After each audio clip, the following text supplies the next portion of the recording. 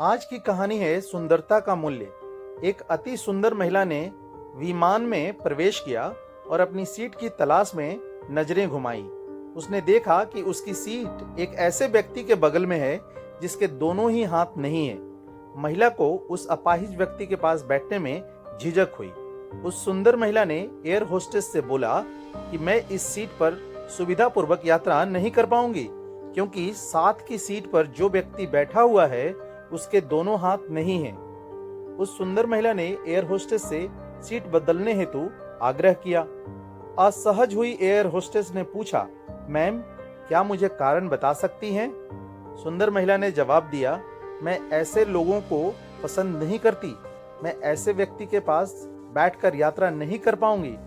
दिखने में पढ़ी लिखी और विनम्र प्रतीत होने वाली महिला यह बात सुनकर एयर होस्टेस अचंभित हो गई। महिला ने एक बार फिर एयर होस्टेस से जोर देकर कहा कि मैं उस सीट पर नहीं बैठ सकती, मुझे कोई दूसरी सीट दे दी जाए। एयर होस्टेस ने खाली सीट की तलाश में चारों ओर नजर घुमाई, पर कोई भी सीट खाली नहीं दिखी। एयर होस्टेस ने महिला से कहा कि मैडम, इस इकोनॉमी क्लास में कोई सीट खाली नहीं है, किंतु यात्रियों की सुविधा का ध्यान रखना हमारा दायित्व है।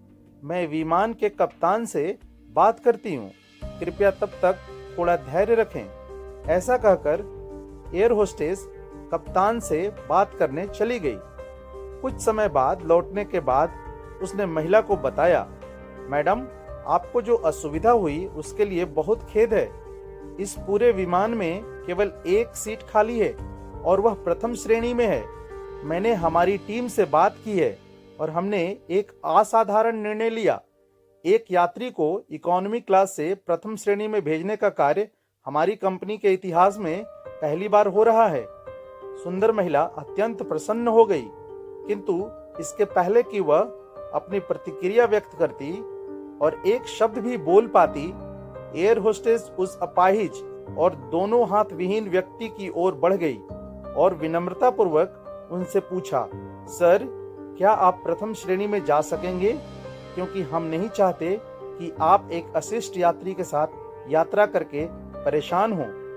यह बात सुनकर सभी यात्रियों ने ताली बजाकर इस निर्णय का स्वागत किया। वह अति सुंदर दिखने वाली महिला तो अब शर्म से नजरें ही नहीं उठा पा रही थी। तब उस अपाहिज व्यक्ति ने खड़े होकर कहा, मैं एक भूतपूर्व सैनिक हूँ और मैंने एक ऑपरेशन के दौरान सीमा पर हुए बम विस्फोट में अपने दोनों हाथ खोए थे।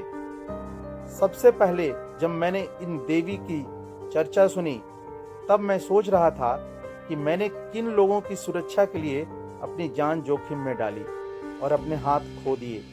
लेकिन जब आप सभी की प्रतिक्रिया देखी तो अब अपने आप पर गर्व महसूस हो रहा है कि मैंने अपने देश और देशवासियों की खातिर अपने दोनों हाथ खोए हैं। और इतना कहकर वह प्रथम श्रेणी में चले गए।